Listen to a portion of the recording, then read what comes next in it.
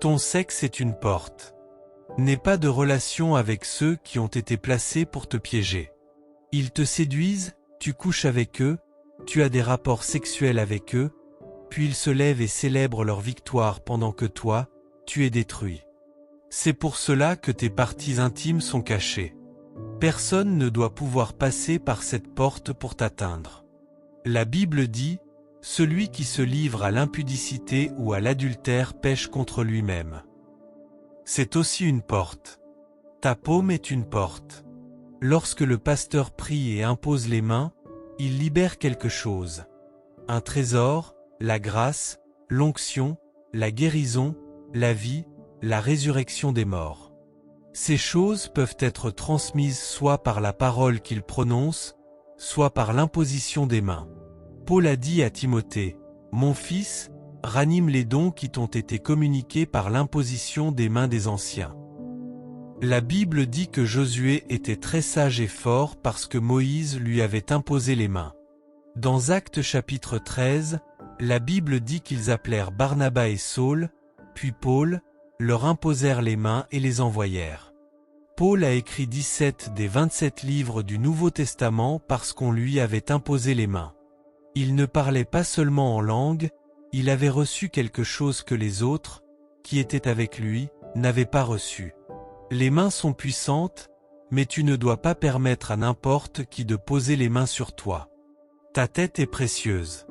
Tu ne dois laisser que ceux que toi-même tu autorises et que Dieu autorise poser les mains sur toi.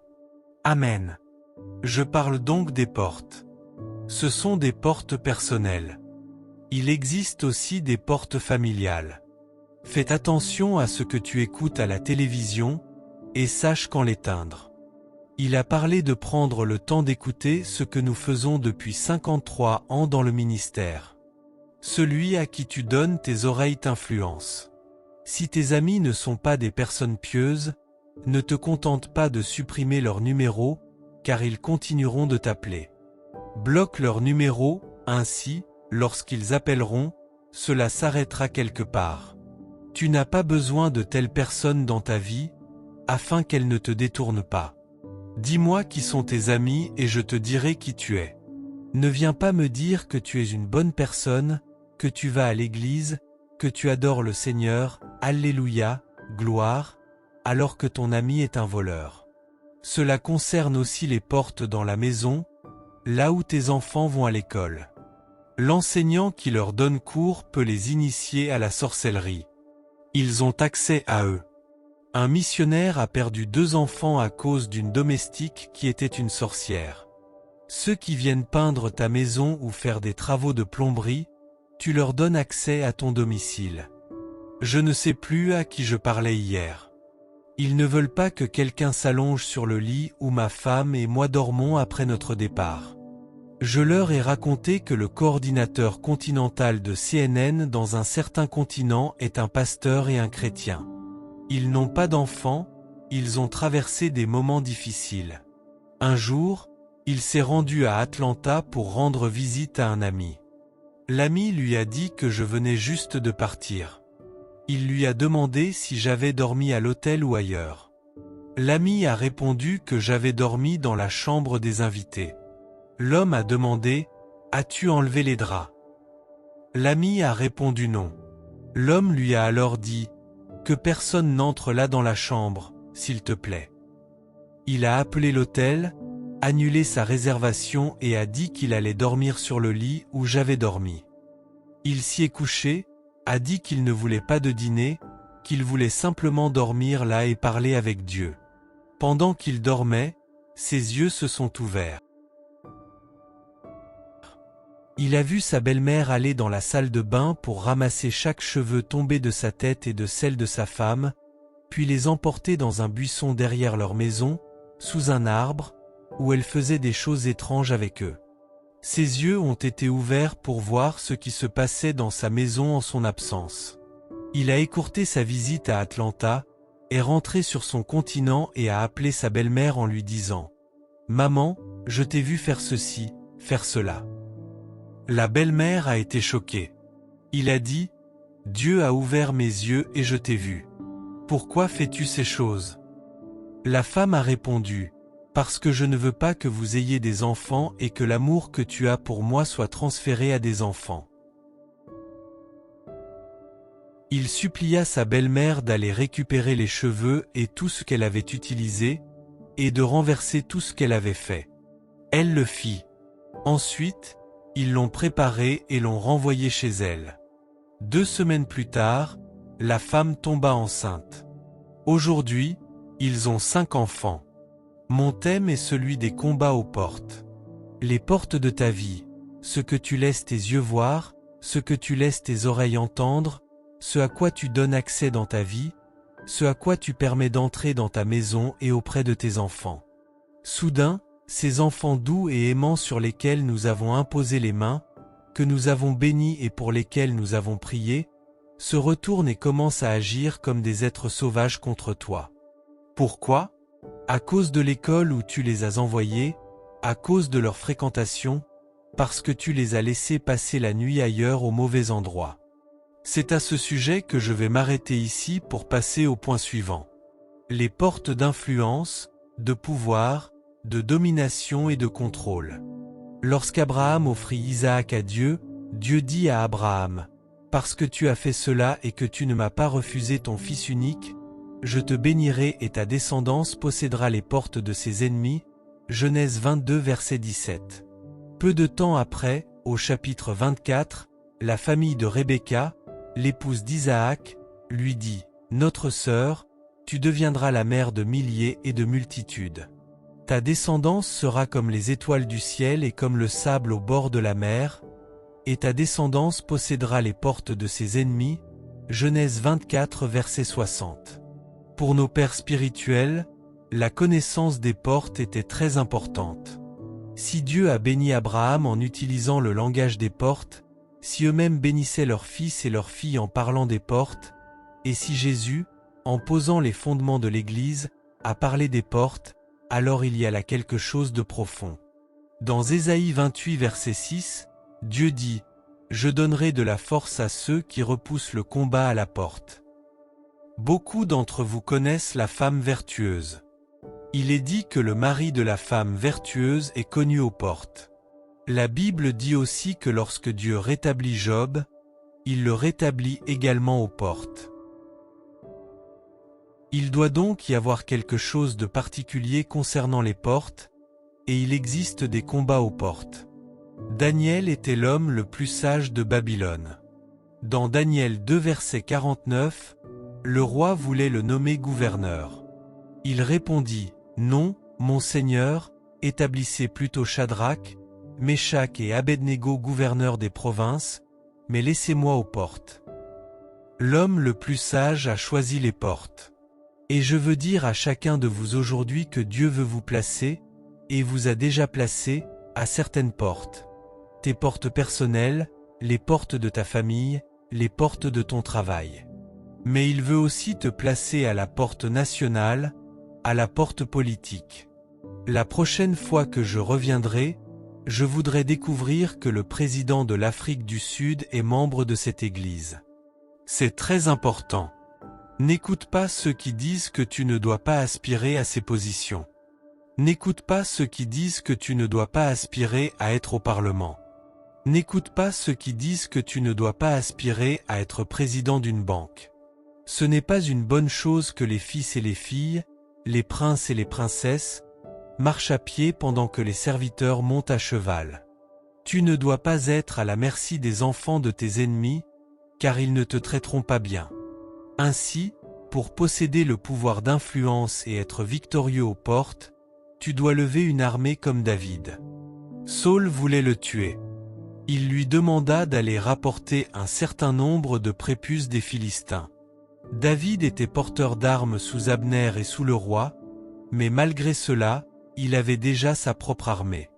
La Bible dit qu'il prit son armée, alla accomplir ce que le roi demandait, même si c'était un piège destiné à le tuer. Dans Genèse 14 verset 14, Abraham apprit que Lot avait été emmené captif lors d'un conflit, emporté avec sa femme et ses enfants.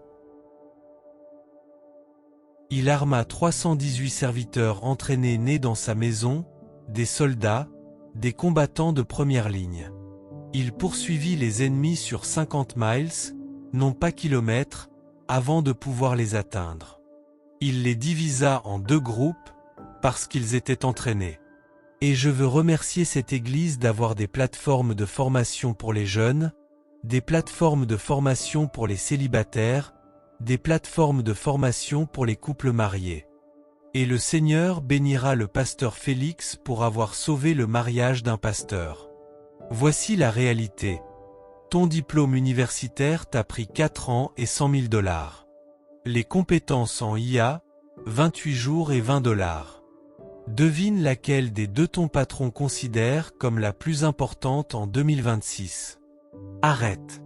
S'il te plaît, arrête d'utiliser ChatGPT comme si c'était Google.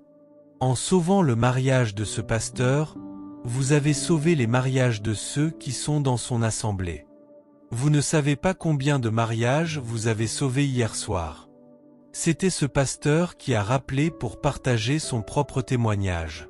Mais qu'en est-il de tous ceux qui sont rentrés chez eux avec leur témoignage, qui ont pleuré, se sont repentis, se sont demandé pardon l'un à l'autre et ont été guéris? Vous avez des plateformes de formation. Je regarde l'équipe de louanges, et elle est d'un niveau mondial. Si vous regardez de ce côté, vous verrez de jolies femmes. Elles sont comme les femmes de Salomon dans la Bible. Pasteur Félix, il y a quelque chose à propos de la formation. Lorsque vous formez un peuple, vous obtenez ce qu'il y a de meilleur en lui. Beaucoup d'entre nous ont des côtés rugueux. Dieu a placé un diamant en toi. Mais il y a dans ton caractère et dans ton comportement des choses qui rebutent les gens. La formation a cette manière de nous affiner et de libérer le contenu intérieur qui définit notre destinée. La formation te rend confiant. Que tu sois un soldat dans l'armée de David, dans l'armée d'Abraham ou dans l'armée du pasteur Félix, la formation te rend confiant. Dans Marc 3 verset 14, Jésus prit 12 hommes afin qu'ils soient avec lui, pour pouvoir les former. Ils ne faisaient pas partie des 5000 à qui il donnait du pain et du poisson. Ceux-là sont restés afin qu'ils puissent les développer. Ils iraient guérir les malades, ressusciter les morts, purifier les lépreux et prêcher l'évangile du royaume. Ce sont eux, les ouvriers. Jésus les a formés. Ainsi, ils sont devenus confiants. Ils ont appris l'art du ministère. Ils se sont branchés sur le courant, sur l'onction, sur le flux de puissance venant de la source. Et lorsqu'ils sont sortis, ils n'ont pas déçu Dieu. La formation définit une norme. Rien qu'en regardant les femmes, en regardant l'équipe de louanges, en regardant les ouvriers, on constate qu'il y a une norme, et là où il n'y a pas de formation, il n'y a pas de norme. Lorsque vous avez des médecins issus d'une université donnée, il y a un niveau de performance que vous attendez d'eux. C'est pour cela qu'on vous demande votre CV. On veut savoir ce que vous avez étudié et où vous l'avez étudié, parce que le niveau de chaque université est différent, selon la formation que vous avez reçue et selon la personne qui vous l'a donnée. Il n'y a pas d'étoile sans entraîneur. Et si vous avez un bon entraîneur, vous n'avez pas d'autre choix que de devenir une étoile. La formation définit les normes. La formation vous rend compétent dans ce que vous faites. Hier, j'ai raconté l'histoire d'une femme qui était allée à l'hôpital pour accoucher d'un enfant, en Amérique, aux États-Unis d'Amérique, et le médecin a commis une erreur qui a détruit une partie de son cerveau et a fait d'elle un légume pour le reste de sa vie. C'était son premier bébé. C'est un médecin formé quelque part en Amérique, je ne sais pas où, mais lui, ou elle, selon qui c'était, a détruit une vie. C'était le seul enfant qu'elle ait mis au monde et le seul enfant qu'elle aura jusqu'à sa mort. J'ai une fille spirituelle que nous avons dû emmener de l'hôpital jusque dans notre maison. Un chirurgien consultant l'a opérée et l'a mutilée de manière terrible. Elle est morte 3 fois. J'ai appelé tous ceux qui étaient autour de moi. J'ai dit, venez maintenant. Rappelez cette fille. Je l'ai appelée par son nom. J'ai dit, appelez-la. Continuez à l'appeler. Continuez à la rappeler. J'ai besoin de plus de voix. Aidez-moi à la rappeler. Et elle a dit qu'en réalité, elle est morte 3 fois. Elle avait quitté cet endroit. Mais il y avait la puissance de 4 enfants de Dieu, des fils et des filles de Dieu, qui l'appelaient à revenir. Elle est en vie aujourd'hui. Et tous les autres médecins que nous avons consultés ont dit « Non, elle n'aurait pas dû aller dans l'hôpital de ce médecin. » C'était un médecin, mais il n'avait pas reçu une formation suffisante. Ainsi, lorsque tu viens et que l'on te demande de rejoindre la classe de fondation, ne commence pas à parler de ton statut, de qui tu étais, d'où tu venais dans le monde, de ce que tu étais autrefois. Maintenant, tu es né dans la maison de Dieu.